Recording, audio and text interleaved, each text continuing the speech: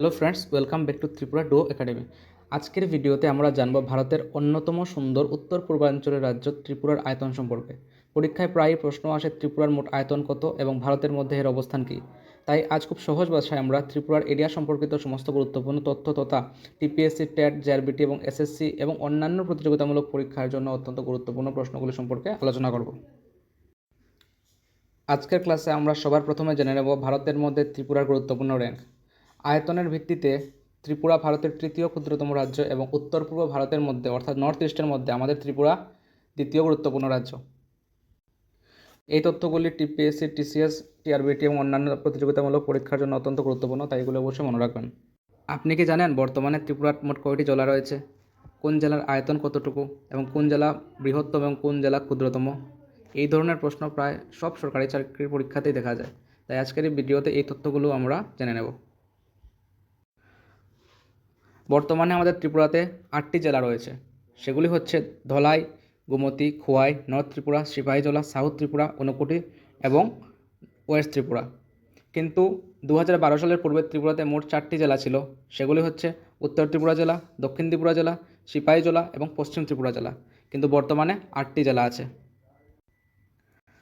আয়তন অনুসারে ত্রিপুরার মধ্যে সবচেয়ে বড় জেলাটি হচ্ছে ধলাই ত্রিপুরা জেলা এবং সবচেয়ে ক্ষুদ্রতম জেলাটি হচ্ছে ঊনকোটি জেলা। এবং ত্রিপুরার আয়তন হচ্ছে 10,491 বর্গ কিলোমিটার। আয়তনের দিক থেকে দ্বিতীয় জেলাটি হচ্ছে উত্তর ত্রিপুরা জেলা, তারপর গোমতী জেলা, তারপর নর্থ ত্রিপুরা জেলা, তারপর সিপাহীজলা, খোয়াই জেলা, ওয়েস্ট ত্রিপুরা জেলা এবং সর্বশেষ হচ্ছে আমাদের ঊনকোটি জেলা। আমরা ত্রিপুরার সবচেয়ে বড় জেলা ধলাই জেলা সম্পর্কে জানব। তো এই ধলাই জেলাটি গঠন হয়েছিল 1995 সালে উত্তর ত্রিপুরা জেলাকে বিভক্ত করে ধলাই জেলা গঠন করা হলো এবং ধলাই জেলার নামকরণ হয়েছে ধলাই নদী থেকে। ত্রিপুরার একটি বিখ্যাত নদীর নাম হচ্ছে ধলাই নদী। তো এটি ত্রিপুরার বর্তমানে সবচেয়ে বড় ডিস্ট্রিক্ট এবং এর জেলা সদর হচ্ছে আমবাসা। এই জেলার একটি বিশেষ বৈশিষ্ট্য হলো এই জেলাতে উচ্চ সাক্ষরতার হার লক্ষ্য করা যায় এবং সমৃদ্ধ সাংস্কৃতিক বৈচিত্র্য লক্ষ্য করা যায়। এবং এই জেলার মধ্যে দুটি বিশিষ্ট জায়গা আছে, সেটি হচ্ছে ডুম্বুর লেক এবং নারকেলকুঞ্জ। তো ডুম্বুর লেকটি ধলাই জেলার গন্ডাছড়ার মধ্যে পড়ে।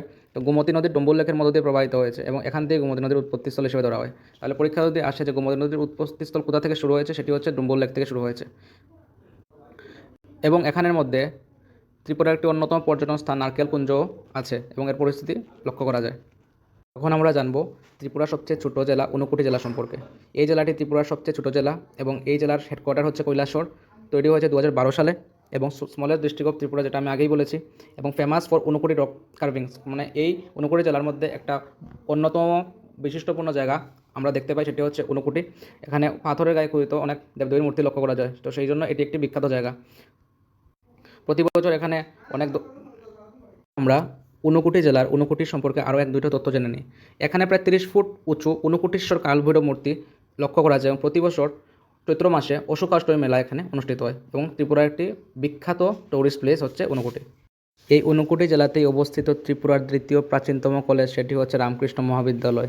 এটি প্রতিষ্ঠিত হয়েছিল 1 সেপ্টেম্বর 1950-তে এবং 1982 সালে ত্রিপুরা সরকার কলেজটিকে সরকারিভাবে ডিগ্রি কলেজ হিসেবে অনুমোদন দেয় এবং এর প্রথম অধ্যক্ষ ছিলেন ডক্টর সচ্চিদানন্দ ধর। এবং ঊনকোটিতে আরও একটি জিনিস লক্ষ্য করা যায়, সেটি হচ্ছে ত্রিপুরার বিখ্যাত নদী এবং ত্রিপুরার দীর্ঘতম নদী, সেটি হচ্ছে মনু নদী।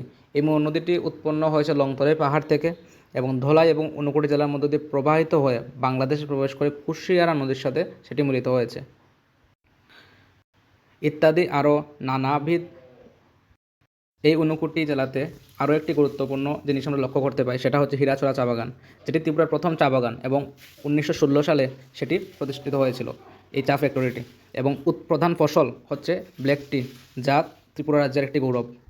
তাই পরীক্ষাতে প্রশ্ন আসে যে ত্রিপুরা রাজ্যের সবচেয়ে প্রথম অর্থাৎ প্রাচীন চা বাগান কোনটি, সেটি হচ্ছে কৈলাসহরের হীরাছড়া চা বাগান। এখন আমরা জানব ত্রিপুরায় বর্তমানে মোট কয়টি সাব ডিভিশন রয়েছে এবং কোন জেলার অধীনস্থ কোন সাব ডিভিশন পড়ে। এটি পরীক্ষায় গুরুত্বপূর্ণ একটি টপিক। আজকের ভিডিওতে আমরা এই সাব ডিভিশনের নাম এবং অন্যান্য গুরুত্বপূর্ণ তথ্যগুলো সহজভাবে শিখব। ত্রিপুরাতে বর্তমানে মোট 23টি সাব ডিভিশন আছে, যেটি 8টি জেলার মধ্যে অন্তর্গত। যেমন উত্তর ত্রিপুরা জেলার মধ্যে আগরতলা সদর, মোহনপুর, জিরানিয়া। সিপাহীজলাতে পড়ে বিশালগড়, সোনামুড়া, বক্সনগর, জম্পুইজলা। খোয়াইতে পড়ে খোয়াই, তেলিয়ামুড়া। সাউথ ত্রিপুরা জেলাতে পড়ে বিলুনিয়া, শান্তিরবাজার, সাবরুম। ঊনকোটিতে পড়ে কৈলাসহর, কুমারঘাট। নর্থ ত্রিপুরার মধ্যে পড়ে ধর্মনগর, কাঞ্চনপুর, পানিসাগর ইত্যাদি মহকুমা। এবং বর্তমানে ত্রিপুরাতে ব্লক সংখ্যা হচ্ছে 58টি। জেনে নেব ত্রিপুরার সবচেয়ে বড় সাবডিভিশন কী। তো ত্রিপুরার সবচেয়ে বড় অর্থাৎ লার্জেস্ট সাবডিভিশন হচ্ছে লংতরাই ভ্যালি। এটি পরীক্ষাতে আসার মতো একটি গুরুত্বপূর্ণ প্রশ্ন।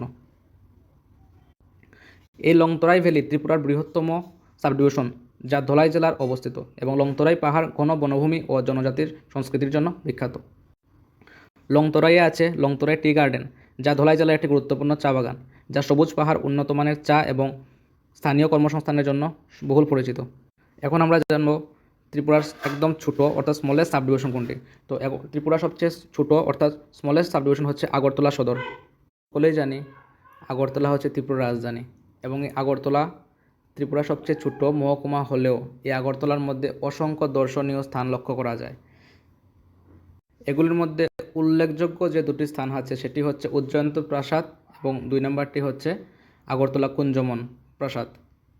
আমরা জানবো আগরতলায় অবস্থিত উজ্জয়ন্ত প্রাসাদ সম্পর্কে। তো উজ্জয়ন্ত প্রাসাদ ত্রিপুরার ইতিহাস ও ঐতিহ্যের অন্যতম প্রতীক। এটি নির্মাণ করেছিলেন রাধাকিশোর মাণিক্য 1901 সালে এবং এই উজ্জয়ন্ত প্রাসাদের নাম দিয়েছিলেন বিশ্বকবি রবীন্দ্রনাথ ঠাকুর। এখন বর্তমানে ত্রিপুরা গভর্নমেন্ট মিউজিয়াম হিসেবে এই উজ্জয়ন্ত প্রাসাদটি গুরুত্বপূর্ণ স্থান দখল করে আছে। এখন আগরতলায় অবস্থিত উজ্জয়ন্ত প্রাসাদ সম্পর্কে আমরা একটু জানার চেষ্টা করব। তো উজ্জয়ন্ত প্রাসাদ ত্রিপুরার ইতিহাস ও ঐতিহ্যের অন্যতম প্রতীক। এটি নির্মাণ করেছিলেন রাধাকিশোর মাণিক্য 1901 সালে এবং রবীন্দ্রনাথ ঠাকুর এই প্রাসাদটির নাম দিয়েছিলেন উজ্জয়ন্ত প্রাসাদ। বর্তমানে ত্রিপুরার গভর্নমেন্ট মিউজিয়াম হিসেবে এটি পরিচিত। ত্রিপুরার আরেকটি ঐতিহাসিক স্থান কুঞ্জবন প্রাসাদ সম্পর্কে জানব। রবীন্দ্রনাথ ঠাকুরের স্মৃতি বিজড়িত এই প্রাসাদের ইতিহাস, অবস্থান, নির্মাণকাল এবং পরীক্ষায় গুরুত্বপূর্ণ তথ্য নিয়ে আজকের ভিডিওতে জানার চেষ্টা করব। প্রাসাদ পশ্চিম ত্রিপুরা জেলার আগরতলাতে অবস্থিত। এটি নির্মাণ করা হয়েছিল 1917 সালে এবং নির্মাতা ছিলেন মহারাজা বীরেন্দ্র কিশোর মাণিক্য এবং এর অন্য নাম পুষ্পবন্ত প্রাসাদ, বর্তমানে এটি পরিচিত। রবীন্দ্রনাথ ঠাকুর 1926 সালে তার ত্রিপুরা সফরের সময় এই প্রাসাদে অবস্থান করেছিলেন। 2018 সাল পর্যন্ত ত্রিপুরা রাজভবন হিসেবে এটি ব্যবহৃত হয়েছে। বর্তমানে পর্যটন কেন্দ্র হিসেবে পরিচিত প্রাসাদটি তাজ পুষ্পবন্ত প্যালেস নামে একটি বিলাসবহুল হেরিটেজ হোটেল স্থাপনের কাজ চলছে। এখন আমরা ক্লাসের মধ্যে যে সমস্ত গুরুত্বপূর্ণ টপিকগুলো পড়েছি সেই টপিকগুলোর কিছু কোয়েকশন প্র্যাকটিস করব। তো আজকের ক্লাসের প্রথম প্রশ্ন হচ্ছে ত্রিপুরার মোট আয়তন কত। তো ত্রিপুরার মোট আয়তন কত সেটির উত্তর আমি দিয়েই দিয়েছি। ত্রিপুরার মোট আয়তন হচ্ছে 10,491 বর্গ কিলোমিটার।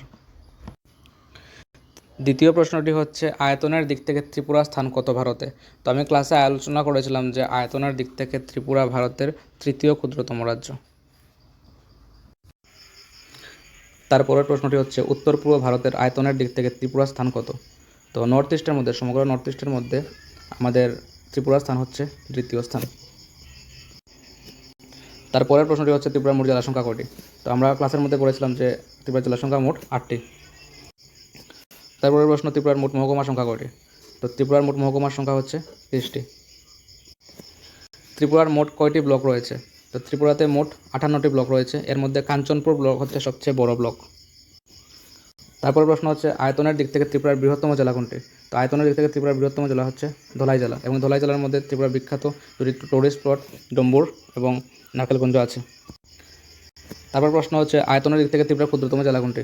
তো এটির উত্তর তোমরা সবাই দিয়ে দেবে আনসার কমেন্টে যদি তোমরা জেনে থাকো। তারপর প্রশ্ন হচ্ছে আয়তনের দিক থেকে ত্রিপুরার বৃহত্তম মহকুমা কোনটি। তো আয়তনের দিক থেকে ত্রিপুরার বৃহত্তম মহকুমা হচ্ছে লংতরাই ভ্যালি। তারপর ত্রিপুরার প্রথম চা বাগান কোনটি। তো আমরা ক্লাসের মধ্যে পড়েছিলাম যে ত্রিপুরার প্রথম চা বাগান হচ্ছে কৈলাসহরের হীরাচড়া চা বাগান এবং এই চা বাগান ব্ল্যাক টি উৎপন্ন করার জন্য স্পেশাল। ত্রিপুরার দ্বিতীয় ডিগ্রি কলেজ কোনটি স্থাপিত। তো ত্রিপুরার দ্বিতীয় ডিগ্রি কলেজ হচ্ছে রামকৃষ্ণ মহাবিদ্যালয়। এটি স্থাপিত হয়েছিল 1 সেপ্টেম্বর 1950 এবং ত্রিপুরার প্রথম স্থাপিত ডিগ্রি কলেজ হচ্ছে এমবিবি কলেজ এবং এটি এস্টাবলিশ হয়েছিল 1947। তারপরের প্রশ্নটি হচ্ছে উজ্জয়ন্ত প্রাসাদ কে নির্মাণ করেছিলেন। তো সেটির উত্তরও তোমরা কমেন্ট সেকশনে দিয়ে দেবে এবং এটি এস্টাবলিশ হয়েছিল 1901।